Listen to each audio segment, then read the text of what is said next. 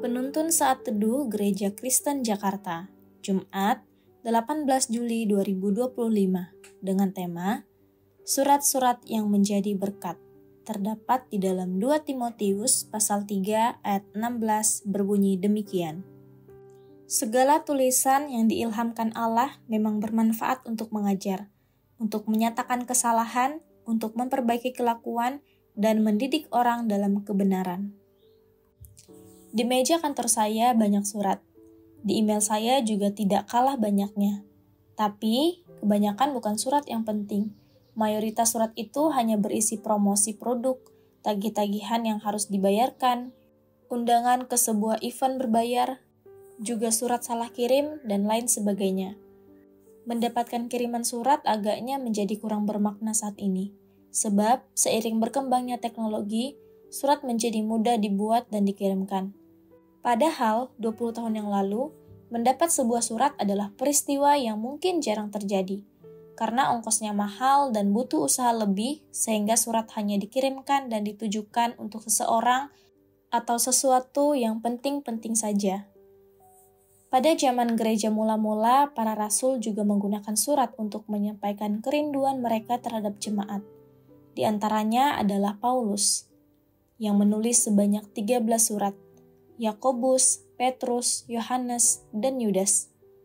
Surat-surat itu menjadi berharga sebab di dalamnya terkandung kebenaran firman Tuhan. Seperti yang Paulus katakan kepada Timotius, segala tulisan yang diilhamkan Allah bermanfaat untuk mengajar, menyatakan kesalahan, memperbaiki kelakuan, dan mendidik orang dalam kebenaran. Sekalipun terkadang surat-surat itu berisi teguran dan kecaman. Misalnya dalam Galatia pasal 3 ayat 1-3, Paulus menggunakan kata bodoh untuk menggambarkan keadaan jemaat Galatia. Namun semua itu harus dilakukan demi kebaikan gereja, agar jemaat tidak mudah tersesat. Supaya jemaat bertobat dari kelakuan yang jahat. Namun, tidak semua surat bernada kecaman. Ada juga surat yang berisi pujian bagi gereja. Misalnya kepada jemaat di Filipi, Paulus menuliskan, "Aku mengucap syukur kepada Allahku setiap kali aku mengingat kamu, dan setiap kali aku berdoa untuk kamu semua. Aku selalu berdoa dengan sukacita." Filipi pasal 1 ayat 3-4. Pujian ini pun diberikan sebagai sebuah pengajaran agar jemaat tetap setia dalam iman. Kita harus menyadari bahwa saat Tuhan Yesus memanggil dan menebus kita, kehidupan yang dijalani tidak otomatis bebas tanpa masalah. Bahkan, seringkali kita menemukan banyak masalah dalam hidup bergereja. Hal itu tidak mengejutkan, sebab gereja mula-mula pun mengalami hal yang sama.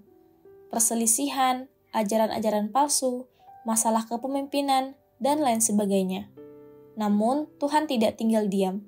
Tuhan telah mewariskan surat-surat yang berharga bagi kita. Membaca surat-surat dalam Perjanjian Baru akan menolong kita memahami permasalahan hidup bergereja, serta menemukan solusinya. Sehingga gereja dapat selalu dipakai oleh Tuhan untuk menjadi berkat bagi sesama. Surat cinta dari Tuhan harus dibaca dan diterapkan.